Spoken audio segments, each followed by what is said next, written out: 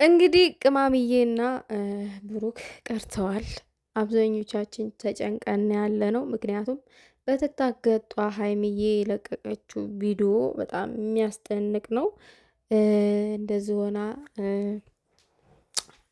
አናቅም። ድንገት የሆነ ነገር ነው የተፈጠረው። ነገር ግን እኔ አንድ ነገር ማለት ፈልጌ ነው በጣም የታዘብኩትና ያዘንኩበት ነገር። ሰላም ውዶቼ፣ ሰላማችሁ ይብዛልኝ በያላችሁበት።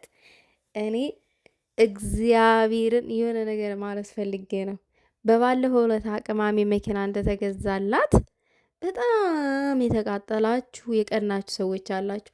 በእርግጥ ቅማሜ ምንም አይነት ልብስ ትልበስ ትቀናላችሁ፣ ፕራንክም ትስራ ትቀናላችሁ፣ ትደሰትም ትቀናላችሁ። በምንም እንደው እሷ ጨዋ ነች እንጂ አታደርገውም እንጂ ብታደርገውና ፈሷን እንኳን ብትፈሳ ትቀናላችሁ በፈሷ። በቃ የሆነ ቡዳ የሆናችሁ ሰዎች አላችሁ፣ ከአንጀታችሁ እርር ብላችሁ የምትቀኑ ማለት ነው።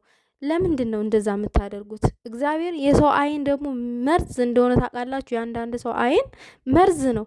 አሁን ይቺ ልጅ ጥሩ ናት፣ ሰሞኑን ደስተኛ ነች ምናምን ነገር በጣም ኩል ሆና ነው፣ ሁሌም ኩል ሆና ነው የምትመጣው ዩቲዩብ ላይ። ግን በቃ ሰሞኑን ከብሩኬ ጋር አፈቅሻለሁ አፈቅርሃለሁ የሚለው ይሄ የፍቅር ከተገላለጡ ጊዜ ጀምሮ ደግሞ የበለጠ በቃ ውብ ሆነዋል፣ አምረዋል ሞር ማለት ነው ከነበራቸው በላይ። ግን በጣም በእነሱ ፍቅር የምትቀኑ አላችሁ፣ በእነሱም ህይወት የምትቀኑ አላችሁ።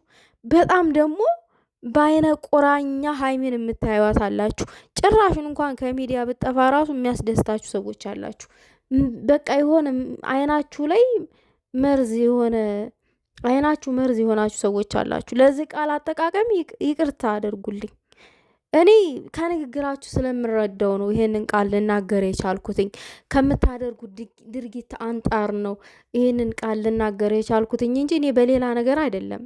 እመቤቴን እና አሁን እነዚህ ልጆች ንጹህ ልብ ነው ያላቸው። መጥፎ ነገር ነው ለእነሱ መመኘት ያለብን ወይስ ጥሩ ነገር ሲሰሩልን ፑሽ እያደረግን ማሳደግ ነው ያለብን? ግን በቃ ከምቀኝነት ነፃ የሆነ በጥሩ ጎን በጥሩ አይን እናያቸው እነዚህ ልጆችን። የምሬን ነው። የሰው አይን በጣም መጥፎ ነው፣ በጣም ማለት ነው። እናውቃለን እኮ ስንት ታዋቂዎች በሰው አይን ሰውነታቸውን ልቅ ብሎ መንምኖ ምናምን ነገር ስንት ማለት ነው። የሰው አይን ዝነኛ አይልም፣ የሰው አይን ሀብታም አይልም፣ የሰው አይን ምንም እንትን አይልም። ምንም የሚገድበው ነገር የለም። መጥፎ የሰው አይን ማለት ነው።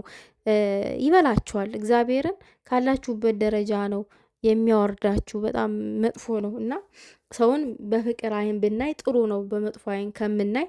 ቅማሜና ብሩኬ ደግሞ አይደለም ለኦዲየንሳቻቸው ለሌላ ሰውም እንኳን መጥፎ አይደሉም።